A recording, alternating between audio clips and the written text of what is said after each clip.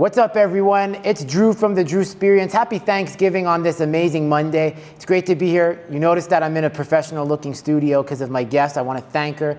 And I'm doing the Fox News model where I bring on nothing but smoke shows. And I mean that respectfully, of course. I've had Margie Ramos, and now I have you. I'm joined by the one, the only. She's a scientist. She's an amazing person. She's doing so much for Laval, and she's trying to make her name known after the federal election. I'm joined by the legendary, the graceful, and the most attractive. Margie is very attractive. You're very attractive too, but one of the most attractive women I've met yet as a guest, Grace Daou. Welcome to the show, Grace. Thank you, Drew. And I want to start by saying how grateful I am on this Thanksgiving Day to be here with you. And when you told me that I was on your wish list, I was like, oh my God, that's so sweet. So thank you for having me. No problem. Well, I saw your interview with Justice, who was doing great things during the federal election, and he was really trying to unite the Conservatives, and he was trying to make sure that you win, because you ran a very gallant campaign in Vimy, which is a very multicultural area in Laval.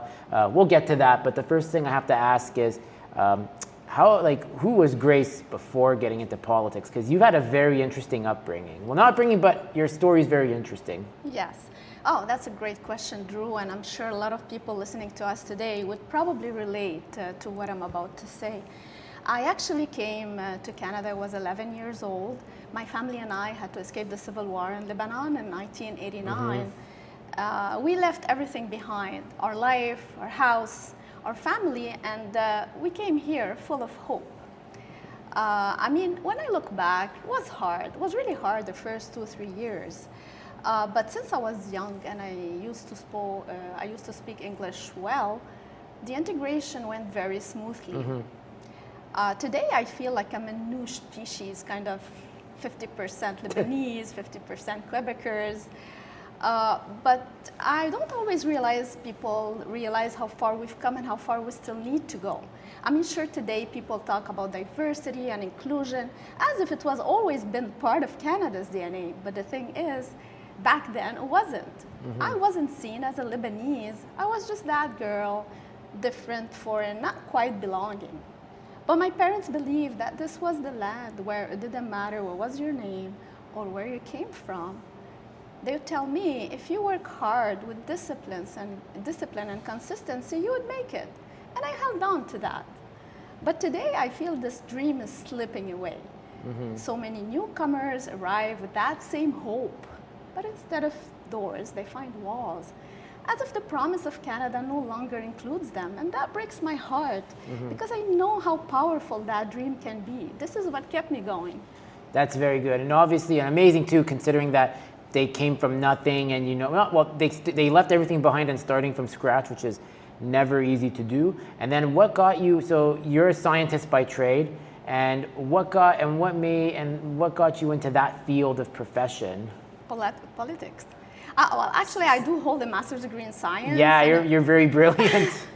And a bachelor's degree in biochemistry, both from the University of Montreal. Wow.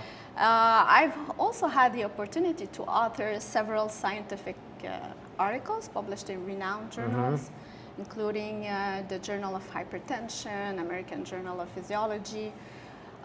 Over the years also, I contributed to various sectors, from academia to education to the corporate world, and more recently I've been managing my own real estate ventures. But when I look back at everything I've been through, I mean the obstacles, lessons, victories, or even setbacks, I realized something important. Politics became my way of giving back. I mean, Canada gave me a chance, a real chance. And I feel now it's my turn. It's like I want to do my part to make sure that others can have access to the same doors that were open to me. That's amazing. You said you wanted to give back, and we have a mutual friend in Senator Leo, who you've known. And how did you guys meet exactly? And describe that encounter when you guys met. Oh, it's a tough one, because everyone has a Leo story. Oh my God. I met him in the PCC convention 2 years ago. Okay, yeah. So you were there. That's when Poilievre was running against Jean Charest and other candidates, and you just happened to be there. And Yes, exactly. Because I was involved also provincially and federally with the Conservatives. So yeah, I think this is where we met. That's amazing. And then so at the time when you got involved, like you said you wanted to give back, did you imagine yourself running, or did you just kind of want to see maybe another role for yourself? Well, for me, choosing the Conservatives wasn't just political, it was also emotional. And the short answer to this would be when the heart meets the mind. I mean, when I looked around and I saw families struggling, dreams fading, I thought to myself, this isn't the Canada we believed in. No. I got frustrated, even angry, and that anger ignites something within me. Yeah. And instead of just complaining, I knew that I had to act. So politics became my outlet, my way of turning passion into purpose. Now we were saying Lebanese are passionate. Yes. Yeah, shout out to Rami who lent us the studio, and thanks Rami. Yes. And he was like saying, to quote him, he said, yeah, Lebanese are very passionate. So their words, not mine. I'm just quoting, but no, it's that's very amazing that you really saw that opportunity. You felt that like you felt like a calling in a sense. Like you just felt the timing was right. Yeah, and when I looked at the Conservative Party, I was like, something clicked. Yeah. I felt a connection with the values I was raised with. Yeah. Hard work, discipline, fairness, and the belief that anyone, no matter the background, should have a shot at success. But obviously what drew me in wasn't just emotion, it was rational too. I mean, all those broken systems that needs to be fixed. Like we need to cut the red tape and reduce bureaucracy that holds back entrepreneurs and small businesses. Our justice system is being weakened by the catch and release policies. I mean, we need real accountability. And also the taxes, we need to cut the taxes and make life more affordable again so young Canadians can have access to a property. So that's why I'm here now fighting for a Canada that works for all of us. It makes total sense. Same thing for me. It's more economic. I mean, it was easier to admit I'm autistic than it was to say I'm conservative, because when you say conservative, it's like the new C word, like a swear word, and people are like, and it's like, but we're not all bad. We're not all bad. Like, look, there's Grace, there's myself. I mean, we're not bad. We come from different backgrounds. So I think that's what drew this generation of conservatives, drew many people in, because even like for those who are former liberal or maybe former progressives with the NDP, they realize that maybe the conservatives are bringing a coalition together of like-minded Canadians that just want to see the country succeed. Exactly. Yeah, I mean, we don't bite. Because you know what? We have to know, we must admit that conservatism is harder in Quebec than the rest of Canada. Yes. Right? Because the province leans more secular and socially progressive. But we have also to know that conservatism has two different aspects. Yes. Economical and social. Yeah. Now, economically speaking, with all the debt, inflation, and budget problems we're facing, I mean, sticking to the conservative economic policies just makes sense, right? But let's not forget that Prime Minister Carney got elected because people trusted his approach to managing the economy. Otherwise, I don't think the Liberals would have been granted another chance. Now, on the social level, with an aging society like ours, family values should be more promoted. I mean, the importance of having a family, increasing birth rate, and celebrating life. You know, I'm one of the firm believers that a strong family is the key to a strong society. Now, on every election, we're seeing more and more support for the Conservatives. Our message is resonating, more people are tuning in, but you know, Drew, momentum isn't just enough. I mean, we gotta keep working, we gotta keep showing up, and we gotta keep also proving that Conservatives can deliver. Yes, I agree, and it's especially with Quebec, and I love what you said there, Grace, because I do believe, you know, when you look at Quebec, when you say you're a conservative in Quebec, it's a different kind of conservative. We're not like, say, in Ontario. We're not in, like, say, a conservative in Alberta or BC. For us, there is a mix of that economic side of conservatism, but also the progressive side of, say, like where we're secular, but, you know, the importance of growing a family. So I think, you know, there needs to kind of be, I do feel there's a bit of a, not a there's some gaps in terms of like uniting the Conservatives from Quebec with the elsewhere in Canada. Because of the French too, because a lot of people outside of Quebec don't speak French. So we got to kind of make sure we have our two official languages on point when communication. Yes. But I do also believe too, we need to explain to like say Albertans and Conservatives in Alberta, we are a different kind of conservative. It doesn't mean we're blue socially, but you have to understand Quebec is a very secular province. It's like the Europe of Canada in a way, because whenever like tourists come to Quebec, they always say, man, it's like Europe here. So that's why we're different, but I do believe we are making gains, but it's not about momentum, it's about keeping the consistency going. That's the key, I think. Exactly. So we gotta still keep fighting. Yeah, and you've also been involved like with the federal side, also the provincial side. When you got involved with the federal side, before you became a candidate, who did you feel, aside from Pierre, was your biggest maybe influence? Or I think for me, like we all have our influence. Like for me, it's Senator Leo. That's who really got me back into the fold with Bill S-203 and Pierre having a nonverbal daughter. And who was your influence politically, you feel? It's really the values, right? I feel like the future is really bright for the Conservative Party. I mean, whether we're Lebanese, Arabic, Jewish, Muslim, or Christian, Asian, European. I mean, we share this country. And we share the same Canadian values. And the Conservative Party stands for those values. And we share also the same dreams, So I still believe in Canada. I still believe we can bring that promise back, but it's going to take a real change. Very true. I firmly believe that the Conservative Party is the party that has the courage to make it happen. Yes, I think we have the best platform. It's just a matter of maybe some of the delivery. I do feel we have a future. It's a matter of the next chance. And I do believe it. Like, I mean, we saw people like you come up being interviewed by Justice.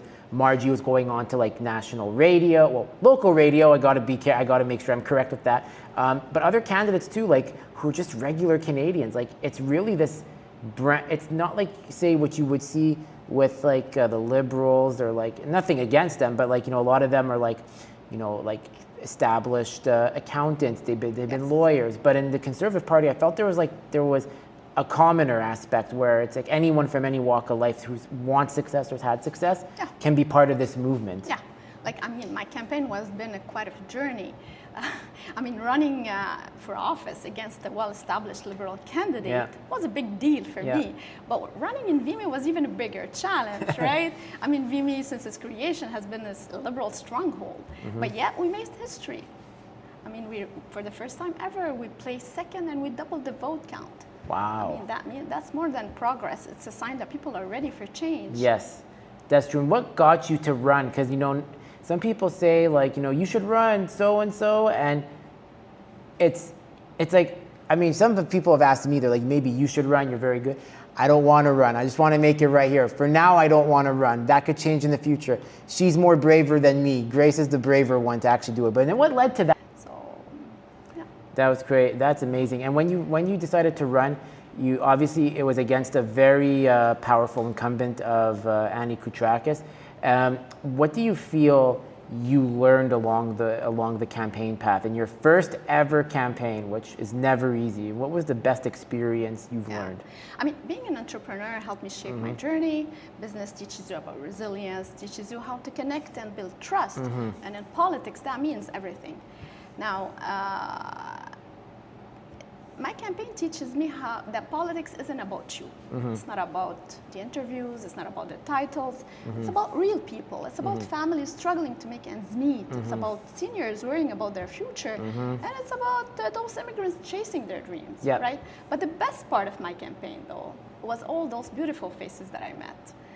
Those conversations we shared, those stories that moved me. I will carry them with me forever. That's the common story I hear. It's like some people, like for example, Margie was telling me when she was campaigning, people let her into their house and they were just giving stories. So it's those kinds of interactions are the ones that stay longer with you, that say, okay, I'm willing to listen to you. And we make friends for life also. But there are tough days. People have tried to backstab me, but politics can be brutal. It's a very brutal sport. it's the saying goes, you live by the sword, you die by the sword. That's how this industry works, or game. But of course, I couldn't have done any of it without the help of my husband, my family-in-law, friends, and all my amazing campaigns team. You know, they're absolute heroes.